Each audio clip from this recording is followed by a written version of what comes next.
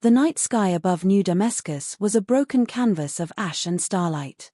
Once a city of ambition and neon brilliance, it now sprawled in half-light, scarred by years of conflict with forces most civilians barely understood. Beneath the fractured skyline, Commander Ethan Cross walked the training field with a soldier's posture carved from decades of war. His boots struck against steel decking as recruits scrambled under his gaze, their faces youthful but hollowed by hunger and fear. He barked commands with clipped precision, driving them harder than necessary, because he knew that out there, beyond the edge of Earth's atmosphere, an enemy waited that would not show mercy. Ethan's reputation among his men was not simply one of authority but of survival. He had led operations across deserts, ruined cities, and frozen tundras, yet the ghosts of one mission refused to leave him. 10 years earlier, an ambush in the Carpathian Mountains had claimed his entire squad. He alone had crawled from the wreckage, blooded and broken, with nothing but the bitter conviction that failure must never repeat. The memory played itself on a cruel loop, often in the hours before dawn, when silence pressed against his chest more heavily than armor. On the far side of the compound, in a secure laboratory cut from reinforced concrete, Dr. Adrian Voss scrolled through lines of alien code etched into holographic displays. He was younger than Ethan by nearly a decade, his face sharp with academic intensity, his hands trembling not from fear but from the sheer velocity of thought.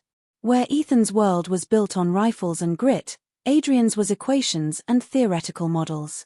He had been pulled from a university post and thrown into this military compound because he alone had the intellect to decipher the transmissions intercepted from the void beyond Saturn. The alien tongue was not one of words but of pulses, frequencies, and layered signals that seemed almost alive.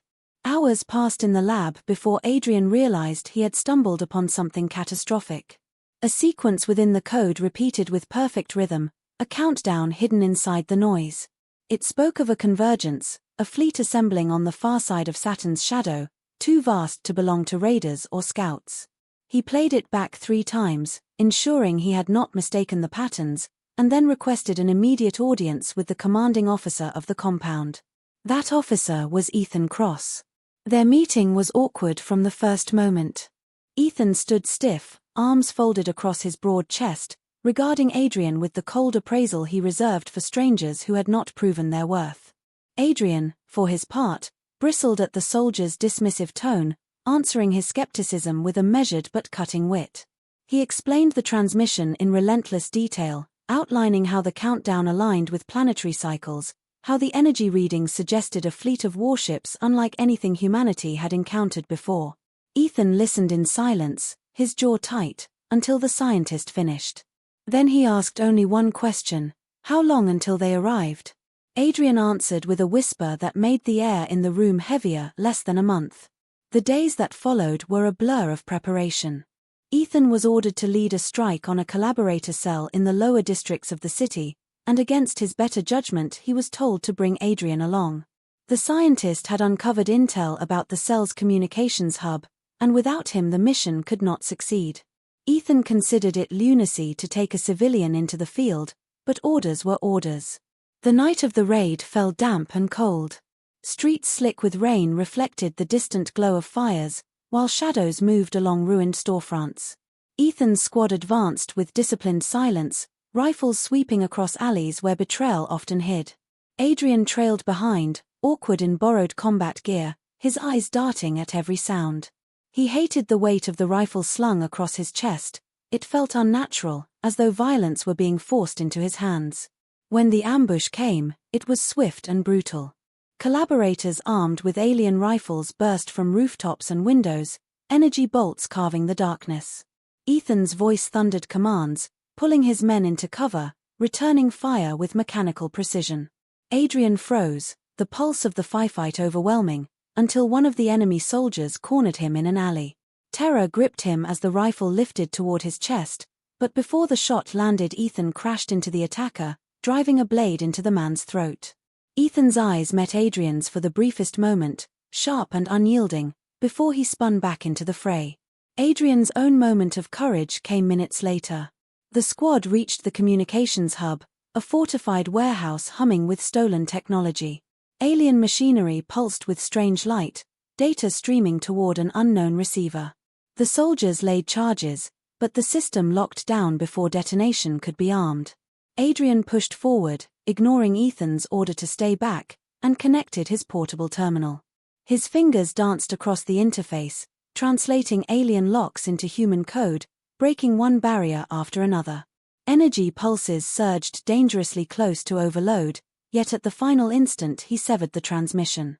The system collapsed in sparks, and Ethan's squad finished the job with explosives that shook the district to its foundations. When the dust settled, Ethan found Adrian slumped against a wall, sweat glistening on his brow. The commander crouched, studying him with something new in his eyes, not admiration, but the first flicker of respect. For a man who believed civilians had no place in war, the scientist had just saved them all. Back in the compound, Adrian returned to his decoding work with renewed urgency. Hours stretched into dawn, until exhaustion blurred his vision. Then, as the transmission replayed once more, he discovered an embedded phrase unlike the others. It was not countdown data, not energy signatures, but a declaration. He translated the pulses, voice breaking as he read aloud to himself. The final phase begins. Earth must burn. He requested Ethan immediately. The commander arrived still smelling of gunpowder and sweat, his uniform torn from the raid. Adrian played the recording, letting the alien voice echo through the sterile lab. Ethan's expression hardened with every word, the weight of inevitability pressing upon him. He paced in silence, fists clenched, before finally speaking. "They're not coming to occupy," he said, voice low and rough. "They're coming to finish us." Adrian nodded, unable to mask the tremor in his hands. Both men stood in that room, the soldier and the scientist, realizing the same truth. The invasion was not a possibility, it was a certainty. Humanity had only weeks to prepare, and whether by blade, by code, or by fire, they would have to face it together. Ethan left the laboratory with the words of the transmission carved into his mind, more haunting than the ghosts of his past. Adrian remained, replaying the alien signal again and again, as though hearing it one more time might reveal some hidden hope. Outside, the night deepened, and over the horizon the stars glimmered faintly cold, distant witnesses to the storm that drew ever closer. The days that followed blurred into a storm of preparations. Ethan Cross drilled his men with merciless precision, forcing them to exhaustion until their movements flowed as instinct rather than thought. He believed only absolute discipline would grant them even the slightest chance of survival once the invasion began. Adrian Voss spent those same hours immersed in streams of alien code, his face pale from sleepless nights, the glow of his terminals etching deep lines beneath his eyes. The scientist and the soldier crossed paths more frequently now, their exchanges brief and taut, but with each passing encounter the sharp edges between them dulled. Neither would admit it aloud, yet a quiet reliance had taken root. On the fringes of this fragile alliance, another figure stirred from shadows long thought buried. Major Marcus Kane, once Ethan's commanding officer and mentor, stepped into the dim light of a commandeered bunker. His presence alone carried the weight of betrayal, for years earlier he had vanished during a disastrous campaign, presumed dead along with the unit he led. Time had not softened him. His broad frame was scarred, his eyes cold as steel, and his voice carried the venom of conviction. To Kane, survival meant submission, and he had chosen his path long before others saw it coming. He now stood at the right hand of the alien warlord Kael'tor, negotiating humanity's surrender in exchange for dominion over those who lived. Kael'tor towered over him, armored in living metal that pulsed with strange energy, his features cut from the stone of an ancient and violent lineage. He regarded Kane with something between disdain and respect, recognizing in the human a ruthlessness rare even among his own species. Their bargain was simple. Kane would dismantle Earth's defenses from within, delivering command codes, supply routes, and troop locations. In return, Kael'tor promised Kane authority over a rebuilt Earth, a world ruled through fear and obedience. Kane accepted with a smile that never touched his eyes, the thought of Ethan Cross's face when the flames rose filling him with grim satisfaction. Unaware of the full extent of Kane's treachery, Ethan and Adrian prepared for their next mission. Intelligence pointed to a collaborator stronghold in the city's eastern ruins, a warehouse network funneling stolen resources to the aliens. Destroying it would cut a vital supply line. Adrian insisted on joining the operation, arguing that his expertise in alien systems would prove necessary. Ethan resisted at first, still uncomfortable dragging a man of science into a battlefield, but the urgency of their situation left no room for debate. The convoy rolled out beneath a shroud of night, armored transports grinding over cracked asphalt. Rain pelted the steel roofs, a steady drumbeat that masked the tension within. Ethan sat opposite Adrian in the dim interior, rifle cradled across his lap, gaze fixed on the door. Adrian tried to steady his breathing, his thoughts spiraling into worst-case scenarios, but he forced himself to focus on the task. He had learned enough in the last operation to know that hesitation could kill more swiftly than bullets. The strike began with precision. Ethan's squad breached the perimeter, neutralizing guards with silenced rifles before alarms could rise. Adrian followed closely, terminal in hand, scanning for the hub that transmitted supply coordinates. Inside the warehouse, rows of crates towered like pillars, each one humming faintly with alien energy. Soldiers moved methodically, placing charges while Ethan covered their advance. For a moment, the mission unfolded with flawless rhythm. Then the trap closed. Gunfire erupted from the catwalks above as collaborator forces poured in. At their lead stood Marcus Kane, his voice carrying across the chaos like a blade across bone. "Still alive, Cross. I knew the war would drag you back to me." Ethan froze at the sound, disbelief warring with rage. His old commander, the man he had once trusted beyond question, now stood in allegiance with the very enemy he had sworn to destroy. Recognition hit like a hammer, pulling old wounds wide open. Kane descended the steps with deliberate calm, firing his weapon with deadly precision. The battle devolved into brutal close-quarters combat. Ethan fought with the fury of a man betrayed, driving his squad to hold their ground despite the ambush. Adrian, trapped near the hub, worked desperately to sever the link before Kane's men could secure it. The scientist's hands shook, but he forced his mind to focus, recalling Ethan's words from their last mission, "Fight so humanity lives." When a collaborator rushed him, Adrian acted on instinct, pulling the trigger of his rifle. The shot struck true, and the soldier crumpled. Adrian's stomach twisted, but he pushed forward, breaking through the final layers of code. Meanwhile, Ethan and Kane collided in a clash of fists and steel. Kane's strength had not diminished with age, every blow carried the weight of fury and conviction. He taunted Ethan with venomous precision, reminding him of past failures, whispering that the squad lost in the mountains had died because of him. Ethan answered with silence, every strike driven by a decade of regret. But before the fight could end, alien reinforcements thundered into the warehouse, forcing Ethan to order a retreat. As the charges detonated, the building collapsed in a roar of fire and shrapnel. The squad barely escaped through the eastern wall, the night behind them lit with the ruin of what should have been victory. Kane's laughter echoed even through the chaos, a promise that this was far from over.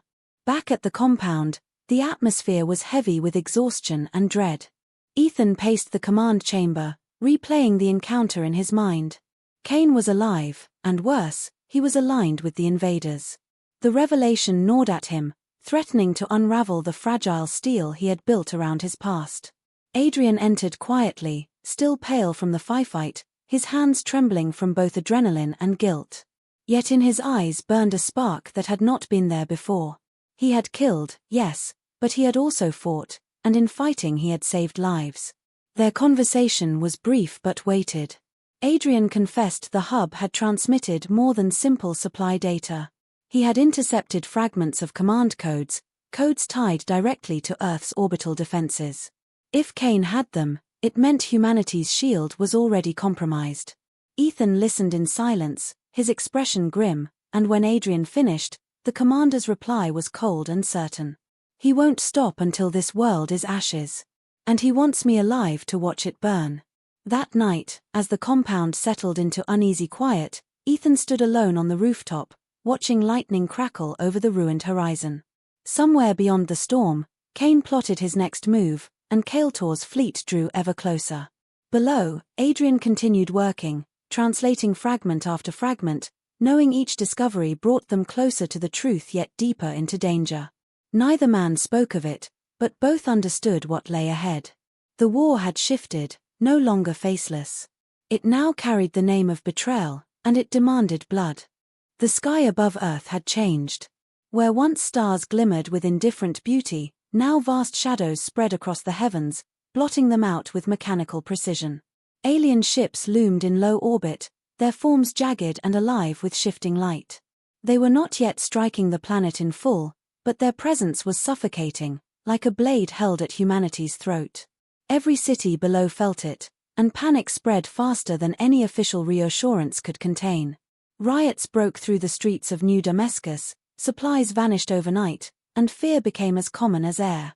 In the war room of the compound, Ethan Cross stood over a holographic display of Earth's defense grid.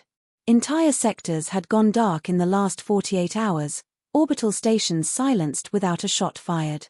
He did not need confirmation to know the truth. Kane had handed their codes to the enemy. The betrayal carved deeper than steel, reopening wounds that had never truly healed. He clenched his fists until the skin whitened, forcing himself to remain calm before his soldiers, though the fury inside him pressed like fire against iron. Adrian Voss hovered near the console, his mind working faster than his body could sustain. He had pieced together fragments of transmissions intercepted from the alien fleet and drawn a terrifying conclusion.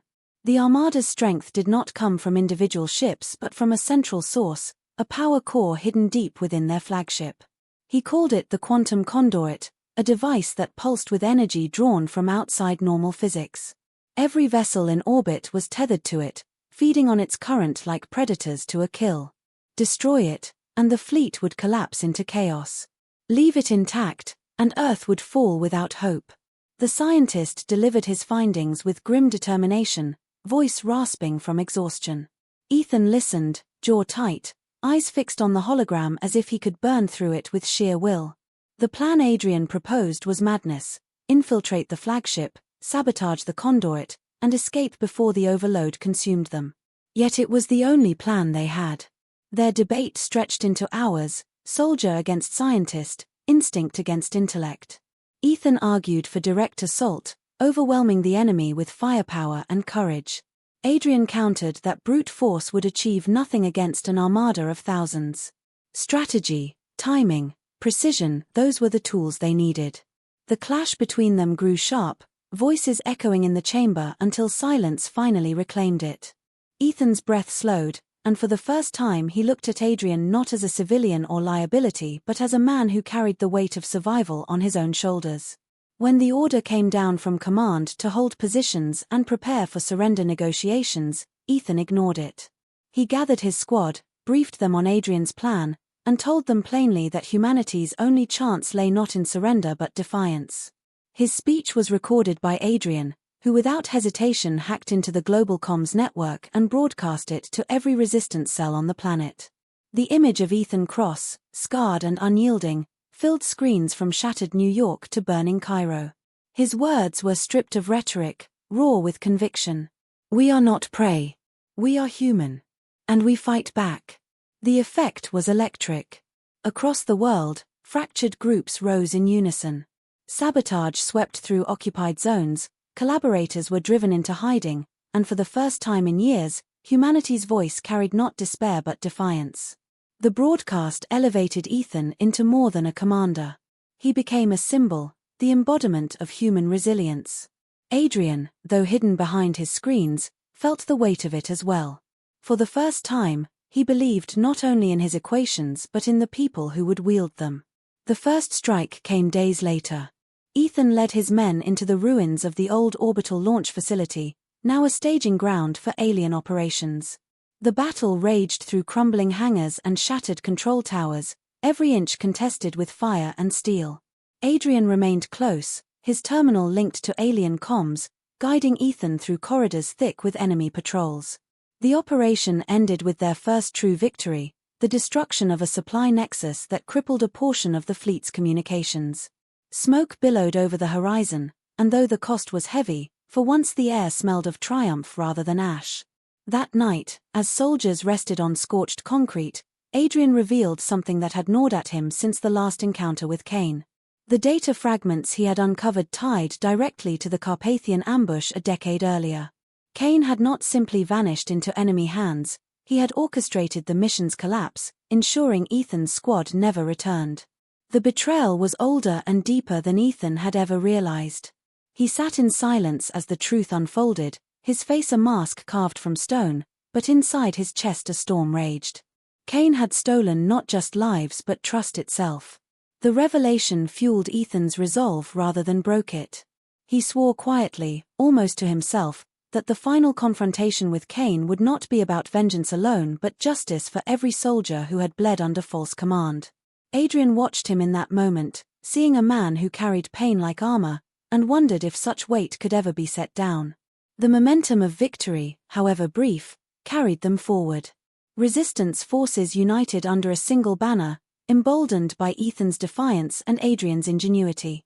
For the first time, humanity moved not as scattered survivors but as an army. Yet even in this surge of hope, the shadow of Kael'tor grew larger. The alien warlord descended to Earth's surface with a retinue of his most brutal warriors, slaughtering a resistance enclave in the northern territories as a demonstration of power. Reports told of walls reduced to molten slag, men torn apart by weapons no human could match, and Kael'tor himself walking through fire without pause. Entire platoons crumbled before him, their courage meaningless against his centuries of conquest. When word of the massacre reached Ethan's compound, silence fell across the room. Adrian's face drained of color, the scope of the threat hammering down like an avalanche. Ethan, however, did not flinch. His voice was steady when he addressed the room. Kael'tor bleeds. He has to. And I'll be the one to prove it. Later that night, as he prepared weapons and checked armor, Ethan found Adrian beside him, hands trembling not with fear but with determination. The scientist met his gaze without wavering. "We cannot stop now," Adrian said. "Not after what they've done. Not after what Cain has done.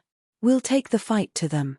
Ethan nodded, seeing in Adrian not the uncertain civilian who had once balked at holding a rifle but a man forged by necessity. Their alliance, once fragile, now felt unbreakable.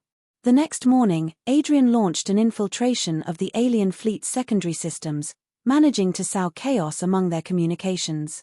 But his triumph was cut short when Kael'tor himself appeared on the battlefield during a resistance raid. The alien tore through human lines, his blade of living metal cleaving soldiers as though they were paper. Ethan engaged with ferocity, striking with every ounce of rage he carried, but Kael'tor's strength was monstrous. The duel ended with bodies strewn across the field, dozens of resistance fighters lying lifeless in the mud. Kael'tor withdrew only when his point was made, leaving devastation in his wake. The invasion began at dawn. The horizon glowed red as alien ships pierced the atmosphere, their descent tearing the sky with thunder. Towers collapsed in columns of fire, and the ground shook as if the planet itself resisted. Across every city, humanity's defenses faltered under the sheer weight of the assault. Civilians fled through streets already crumbling, their cries drowned beneath the shriek of weapons that split the air. From the roof of the compound, Ethan Cross watched it unfold with a calm forged not from detachment but from a clarity that comes only when death is certain. His jaw tightened as he turned to Adrian Voss, who stood beside him pale and unsteady, clutching the data core that contained the schematics of the quantum conduit. Their plan was simple in theory and almost impossible in execution. They would lead a strike team into the heart of Kael'tor's flagship, infiltrate the conduit chamber, and trigger an overload that would cascade through the entire fleet. Failure meant extinction, not only of their unit but of their species. Adrian explained it again as though speaking the words might keep his courage steady. Once the overload began, the fleet's tether would unravel in minutes. The danger was that it would also consume anyone still within range. Ethan listened silently, strapping his armor with the focus of a man who had already accepted the cost. The strike team launched under cover of chaos. Dozens of resistance fighters gave their lives to open a path, their blood buying seconds against overwhelming odds. Ethan piloted the dropship through a storm of plasma fire, weaving between battleships until the flagship loomed like a mountain of black steel. The ship's hull pulsed with alien energy, alive with defenses, but Adrian's codes carved a narrow passage through the shields. They breached with a scream of tearing metal, landing hard within the beast itself. The corridors inside were vast and oppressive, lined with walls that pulsed like arteries. Alien glyphs burned faintly, and the air smelled of ozone and iron. Ethan moved first, rifle steady, every sense sharpened. Adrian followed close, his terminal strapped across his chest, eyes scanning for the conduit's energy signatures. Their men advanced in silence, though every step carried the weight of finality. The first wave of alien guards struck with brutal speed. Blades of living metal clashed with human steel, the air filled with the thunder of rifles and the hiss of plasma. Ethan fought like a man possessed, driving his blade through armor, dragging his men forward inch by inch. Adrian stayed behind cover, fingers racing across his terminal, jamming security locks and diverting power surges. The deeper they moved, the heavier the resistance grew, until at last the squad burst into a chamber vast as a cathedral. At its heart, suspended in pillars of crackling light, pulsed the quantum conduit. The core was a monolith of shifting energy, its surface alive with currents that made the air hum. Adrian's breath caught at the sight, or mingling with terror. This was the engine of their doom, a single structure feeding life into an entire fleet. He sprinted toward the control spire, linking his terminal as Ethan formed a perimeter. Soldiers dug in, exchanging fire with alien defenders that poured into the chamber. The clash reached its peak when Marcus Kane stepped from the shadows, armored in alien steel, his eyes burning with bitter triumph. "I told you it would end like this," he said, voice steady even over the chaos. "Serve, and humanity survives. Defy, and humanity burns. And you, Ethan, will watch it all." Ethan's rage erupted in silence. He broke from cover, driving at Kane with a ferocity born of years of betrayal. The two collided in a storm of fists and blades, their duel drowning out the war around them. Kane fought with ruthless precision, each strike fueled by conviction that submission was salvation. Ethan answered with raw fury, every blow echoing the memory of comrades lost, of trust shattered. Kane taunted him with the truth of the Carpathian ambush, confessing he had delivered their squad to slaughter, ensuring his path to power. The words struck like knives, but instead of breaking Ethan, they sharpened him. With a roar that tore his throat, he drove his blade through Kane's chest. As the traitor collapsed, Ethan leaned close, whispering only once, "This is for them." The duel ended, but the chamber quaked as a new shadow fell across them. Kael'tor entered, towering above soldiers and fire, his form gleaming with the light of centuries of conquest. The warlord's presence alone bent the air, his eyes fixed on Ethan and Adrian with disdain. He moved like a storm, cleaving men aside with a single swing of his weapon, his voice a thunder of scorn. "You think yourselves strong. You are dust beneath eternity." Ethan charged without hesitation, knowing the fight could not be won but refusing to bow. Kael'tor met him with devastating strength, each clash shaking the floor. Ethan's strikes landed but barely pierced the armor, while Kael'tor's counterblows shattered steel and bone. Adrian worked feverishly at the spire, hands trembling as the system resisted every command. Sparks burned his skin, and alarms screamed in alien tones, but he pressed on, feeding override after override. The conduit began to scream, energy arcing violently across the chamber. Kael'tor sensed the danger and turned his fury on Adrian, but Ethan threw himself into the warlord's path. The duel became desperation, Ethan's body breaking under the onslaught yet refusing to fall. Every strike bought Adrian seconds, and every second brought the overload closer. At last Adrian cried out as the terminal flared white-hot, his body thrown back by the surge. The core pulsed wildly, light bursting through the chamber. Ethan staggered to Adrian's side, hauling him to his feet though blood streamed from both. Together they stumbled toward the exit as Kael'tor roared defiance, his blade raised high. The warlord charged, but the conduit erupted, a wave of energy tearing through metal and flesh alike. The shockwave consumed him in a blaze that ripped the flagship apart from within.